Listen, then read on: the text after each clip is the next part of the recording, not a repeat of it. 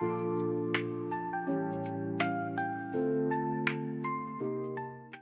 everyone! Today I will be showing you how to make a magic ring, aka a magic circle.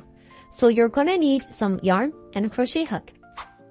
To start the magic ring, you're going to take 2 fingers and wrap it around your index and middle finger.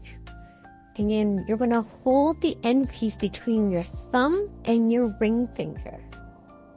Here, I'm showing you how I'm holding it.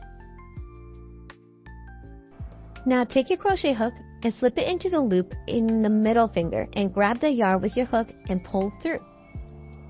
Now go through again and grab the yarn and pull through to make the first initial knot. Go through again to make a single crochet. That's 1 single crochet in your magic ring. Here's 2 single crochet in your magic ring, and so forth.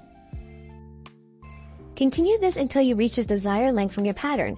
Most pattern I've seen ask for magic ring 6, which is 6 single crochet into a magic ring.